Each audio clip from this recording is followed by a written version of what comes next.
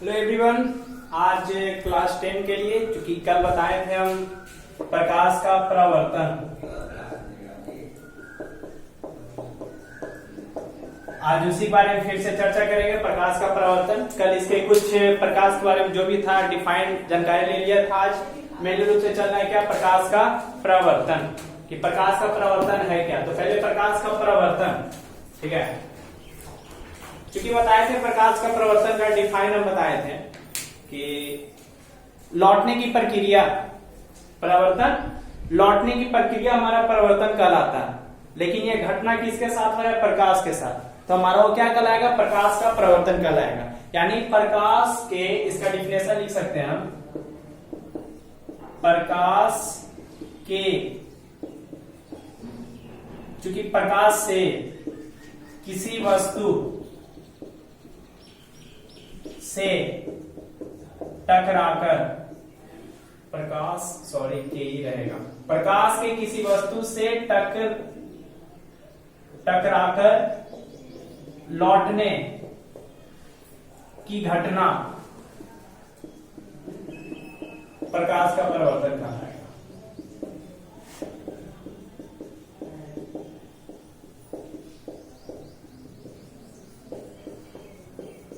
ठीक है, प्रकाश का परावर्तन, प्रकाश के किसी वस्तु से टकराकर लौटने की घटना हमारा प्रकाश का परावर्तन कहलाता है।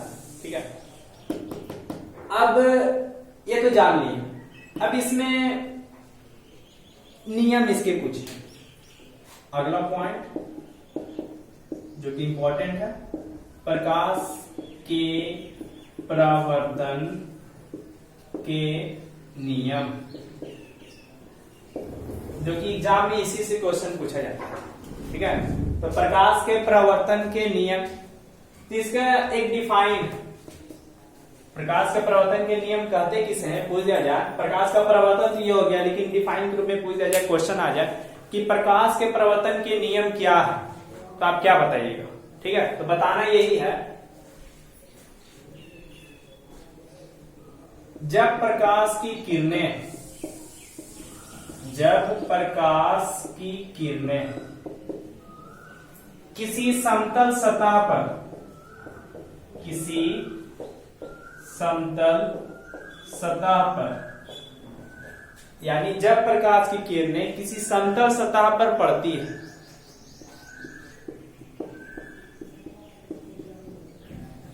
तो वह जिस माध्यम से आती है,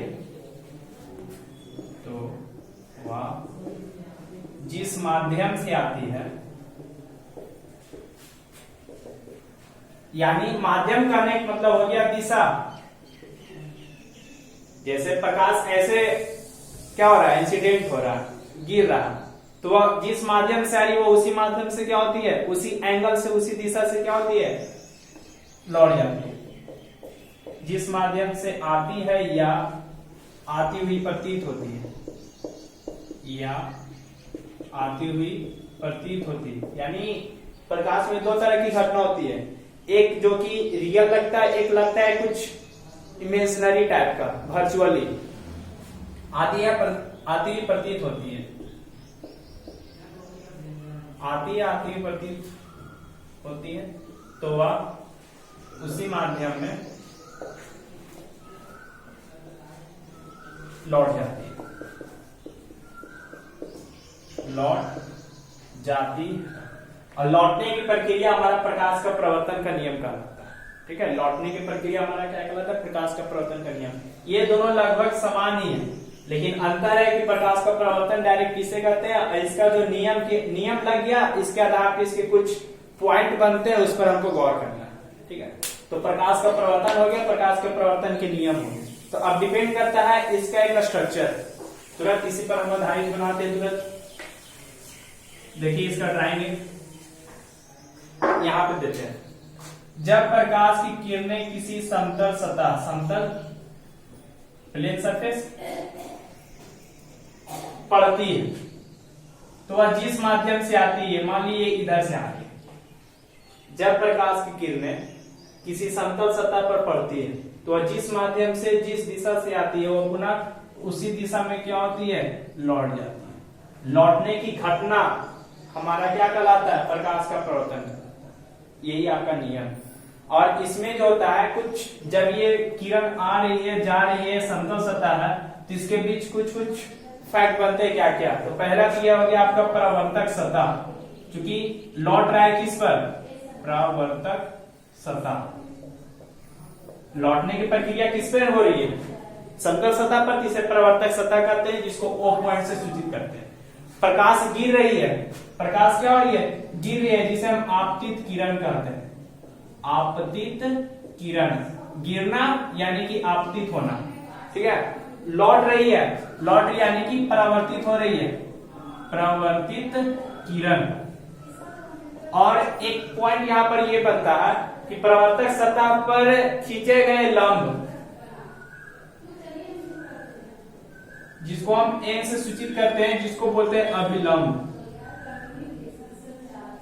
ऐसा इसलिए करते हैं क्योंकि इसके कोण का भी कंपेयर भी करते हैं, यानी जो आपतित किरण गिर रहा है और अभिलंब के बीच जो कोण बनाता है उसे हम आपतन कोण कहते हैं। कैसा कोण, आपतन कोण। और जो परावर्तित किरण के साथ अभिलंब के बीच जो कोण बनाता है उसे परावर्तन कोण कहते हैं, परावर्तन कोण, ठीक है। और ये बिंदु जिस पर आपतित किरण गिर रही है उसे कहते हैं आपतन बिंदु, ठीक है। प्रवर्तन के नियम में आपका मूल रूप से यही है। पहले फिर से, जिस माध्यम प्रकाश आ रही है उसी माध्यम से वो लौट जा रही है, तो आपतित किरण, परावर्तित किरण। इसके बीच यदि एक अभिलंब खींचते जिसे एन से सूचित करते हैं, ये O है, यदि इसे ए रे मान ली, इसको बी मान ले, ठीक है। तो ओ ए किरण गिरा आपतन बिंदु O पर, अपरिवर्तित हो गया क्या, OB की ओर। और इसमें एन अभिलंब है, जिसको आपतन कोण I से सूचित, परावर्तन कोण R से सूचित। अब सही का डिफिनेशन जानते हैं, ठीक है। चलिए आगे बढ़ते हैं।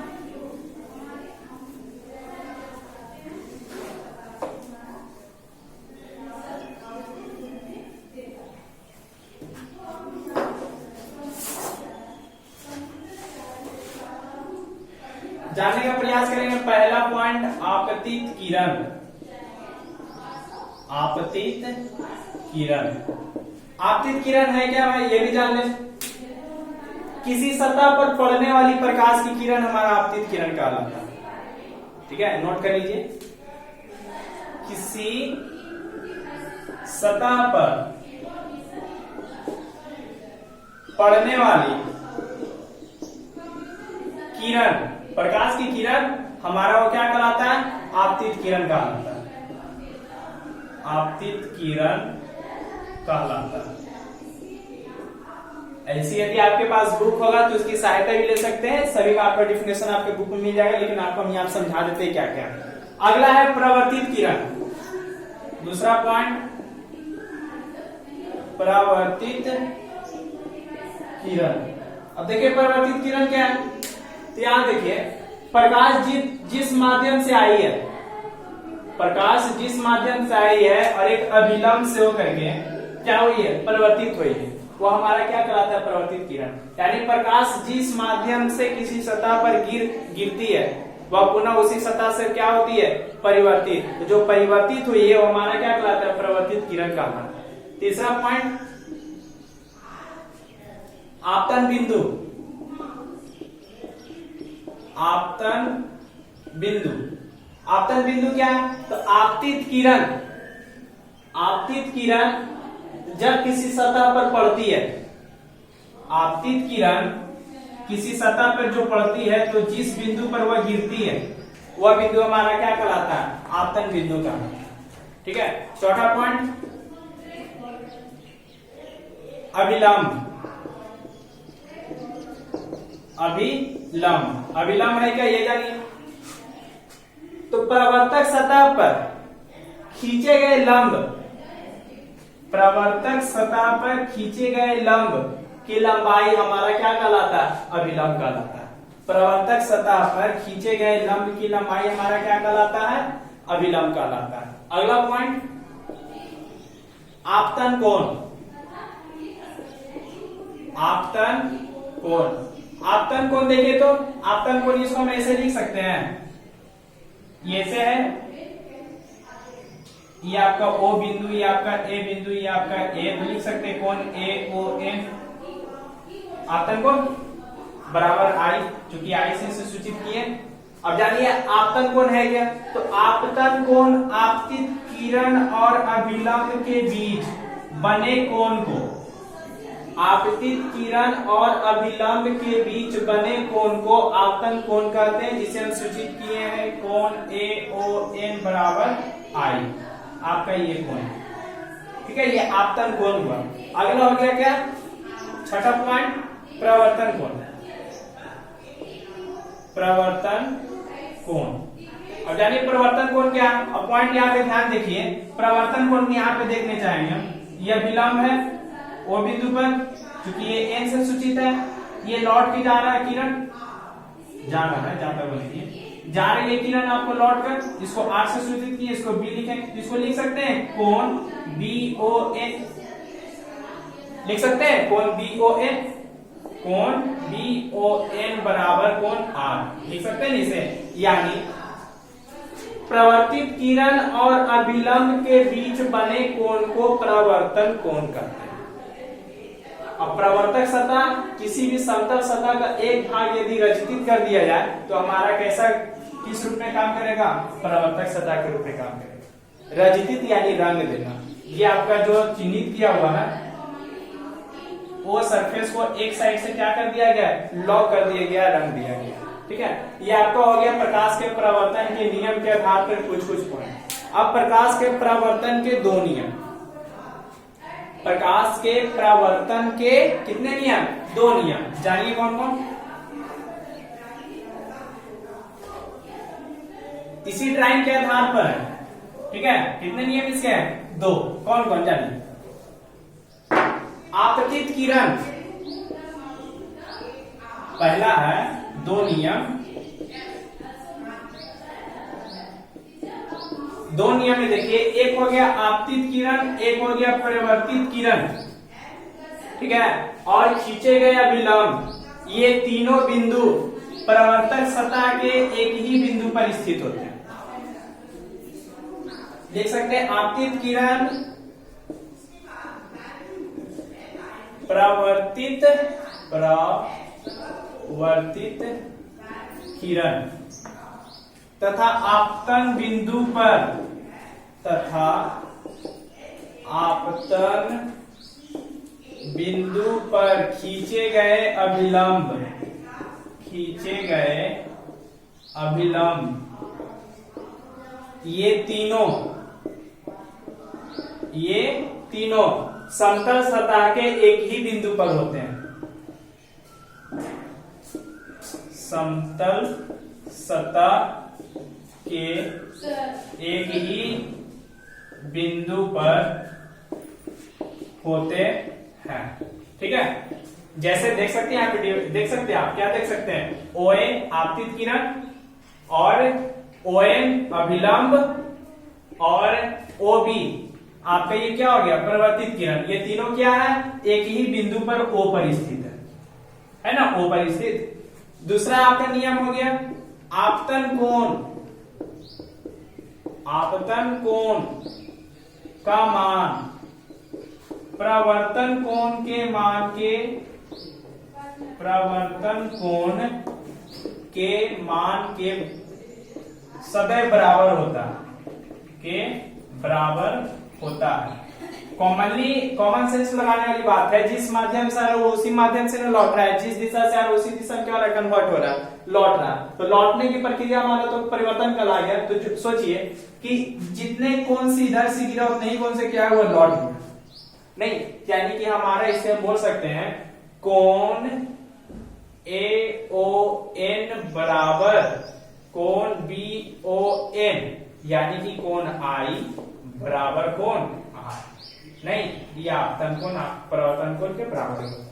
ये आपका हो गया प्रकाश के परावर्तन के नियम, ठीक है। अब आगे पढ़ना है प्रतिबिंब, ठीक है। प्रतिबिंब के बाद आगे पढ़ना है दर्पण, और दर्पण पढ़ना है, उसके बाद उसमें दो प्रक्रिया से होता है दर्पण, एक अवतल दर्पण होता है, एक उत्तल दर्पण होता है, जो कि आप पिछले क्लास में जानकारी ले ली होंगी इसके बारे में। और दर्पण पढ़ने के पश्चात उसकी स्थिति का हम लोग वर्णन करते हैं, यानी उसके प्रतिबिंब की स्थिति बताते हैं। उसके बाद ये आपका चैप्टर जो होता है दर्पण पढ़ने के बाद प्रतिबिंब की स्थिति जानने के फलस्वरूप हम वस्तु के चिन्ह परिपाटी के बारे में भी जानकारी लेते हैं, यानी वस्तु किधर रहने पर पॉजिटिव होगा, किधर रहने पर निगेटिव होगा, यानी कहाँ में दिखाई देगा, कहाँ रहने पर नहीं दिखाई देगा। ये सब की जानकारी आपको हम अगले क्लास में हम देंगे। ठीक है, आज के लिए इतना ही। जो भी क्लियर नहीं होता है उसे कमेंट में लिखिए, और जो भी गलती अगर महसूस होता है तो कमेंट में बताइए, हम आगे सुधारने का प्रयास करेंगे। ऐसे तो होना नहीं चाहिए, फिर भी चलिए ठीक, आज के लिए इतना ही।